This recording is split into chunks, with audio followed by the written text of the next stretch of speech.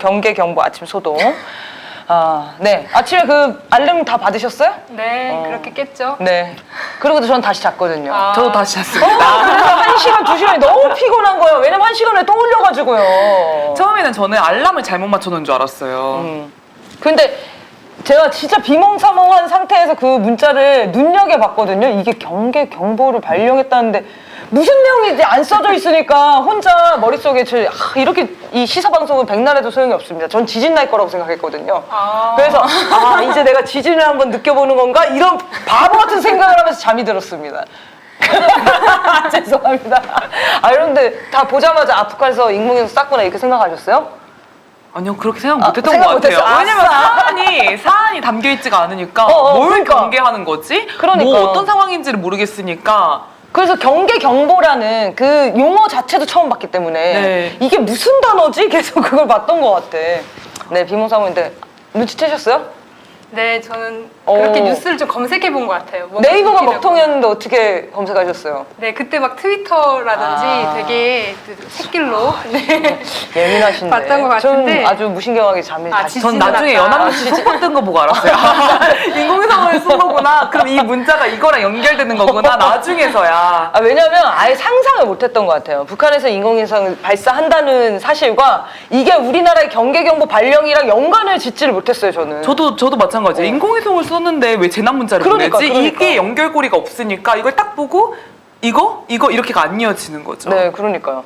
그래서 이게 지금 가설이 몇 가지가 있습니다. 윤석열이 일부러 전쟁 위기를 고조시키기 위해서 의도적으로 이거를 재난 문자를 보냈고 그다음에 여론이 안 좋으니까 오발령이라고 다시 말을 바꾸는 일을 한 게 아니냐. 이 설이 하나 있고 하나는 제가 주장하는 설이에요. 진짜 무서워가지고 상황 판단이 안 돼서 일단 누르고 봤다. 재난 문자 발송을. 발송 담당하는 주체가요. 네. 진짜 무서워서. 자, 여기까지. 어떻게 생각하십니까? 각자의 의견을?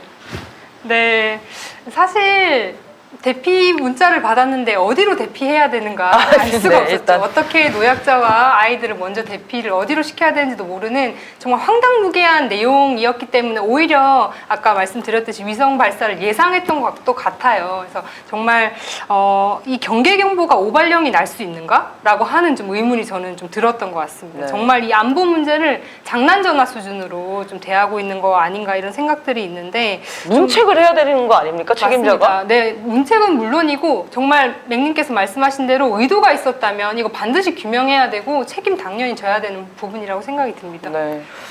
네, 저는 우선 좀 놀랐던 거는 이 경계 경보 문자를 받고 나서 이걸 전쟁과 연결 지어서 생각하시는 국민분들이 굉장히 많다는 것에 놀랐습니다.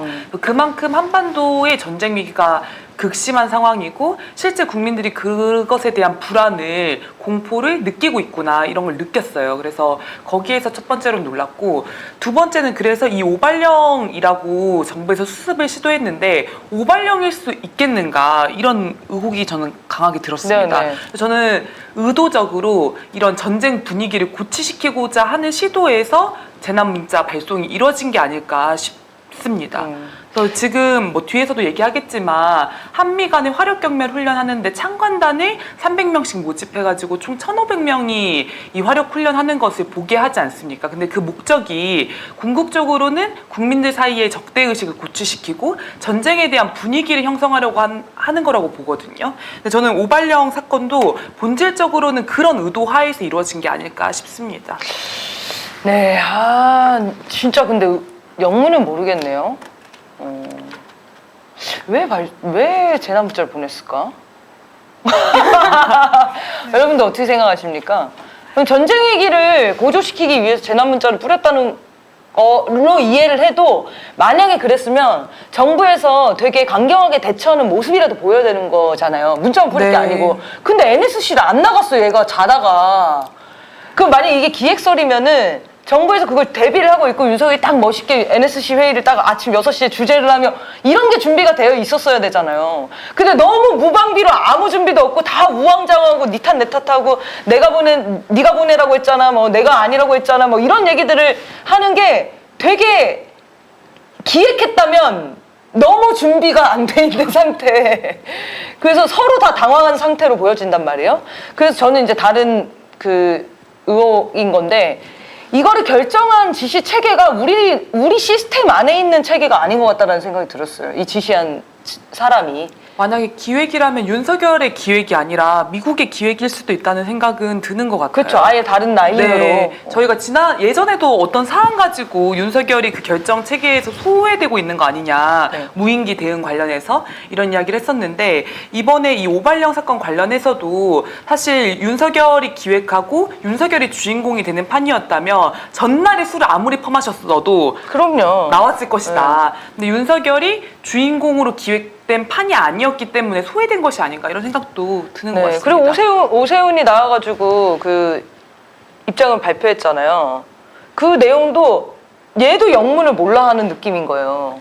그러니까 서울시에서 발송을 했다는데 서울시장이 몰라. 그러면 책임을 회피하고 있는 그 행안부와 수도방위 사령부와 서울시와 이 네. 세 주체가 다 어떤 영문에서 이 문자가 발송되는지 정말 모를 수도 있는 거겠네요. 그렇죠. 그리고 또 이상한 거 하나는 이 보낸 사람, 누른 사람이 있을 거 아닙니까? 그 담당자를 왜 못 찾습니까? 찾으면 되는 거고. 걔한테 왜 보냈냐고 물어보면 되는 거고. 근데 이제 서울시의 주장은 뭐 수방사에서 합참해서 경보 발령하라고 얘기를 들어서 했다. 근데 이 공무원이 그럼 판단 미스를 한 거냐. 이상한 지점들이 너무 많은 거예요. 해명이 되지 않는 지점들이. 그리고 만약에 이게 어떤 실수라고 한다면 더 문제죠. 우리나라 지금 재난 방위 시스템이 이렇게 미흡하다라는 게 느껴지는 건 다들 국민들 그렇게 얘기하지 않습니까?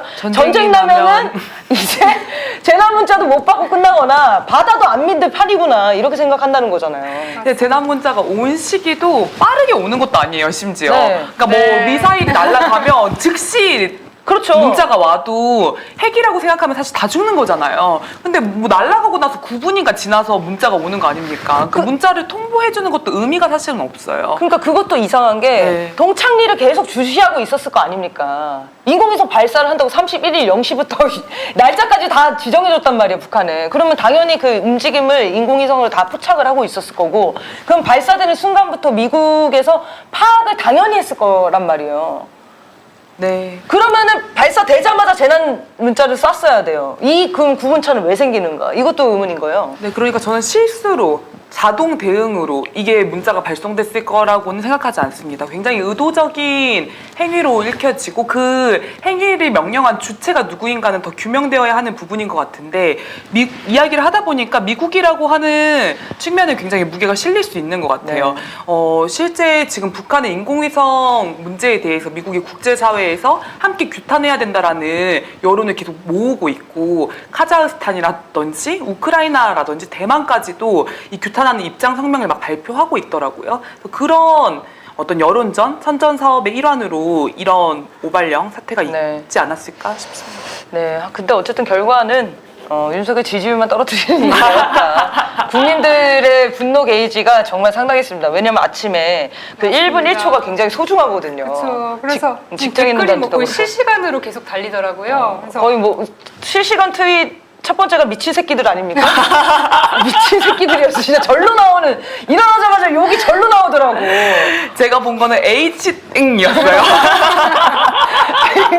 뭐 긴 이야기도 없고 에잇 막 이렇게 하면서 그러니까 막 그런 거잖아요. 본인은 맨날 술 처마시고 정말 하루가 멀다 하고 지각을 하는데 꼭두 새벽부터 국민들의 단잠을 깨우는데 이게 오발령이었다는 거잖아요. 누가 화가 안 납니까? 근데 진짜 그게 저희 국민들의 발작 버튼을 누른 것 중에 하나가 윤석이 출근 안 한 것 때문에 진짜 발작 버튼이었던 거예요. 왜냐하면 우리 국민들은 그 대피령을 보고도 출근 준비를 하고 있었거든요.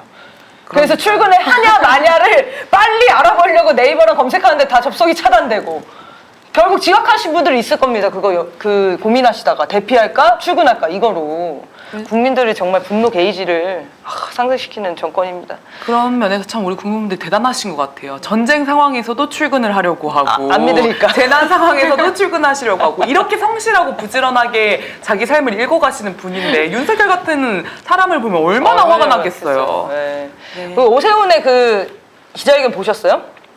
이렇게 얘기했거든요. 재난에는 과도할 정도로 대응을 해야 된다. 네. 이렇게 발언을 했어요. 네, 지금 이 상황 자체가 너무 국민적 재난을 안겨주고 있는데 무슨 망발을 맺는 건지 모르겠습니다. 그래서 저는 그 생각이 들더라고요. 후쿠시마 오염수는 왜 과잉해서 대응을 안 해요? 그러니까 재난에 과도하게 대응할 수 있죠. 근데 무엇을 재난으로 규정하는가가 중요한 문제라고 생각합니다. 말씀하신 것처럼 오염수 방류라는 심각한 재난에는 제대로 대응하지 않으면서 이태원 참사같이 재난이 예견되는 상황에 대해서는 제대로 대응하지 않으면서 사실 북한에서 인공위성 쏘아 올리는 게 재난인가요? 그러니까요. 지금 이 오발령이 재난이에요. 윤석열의 존재가 재난이고.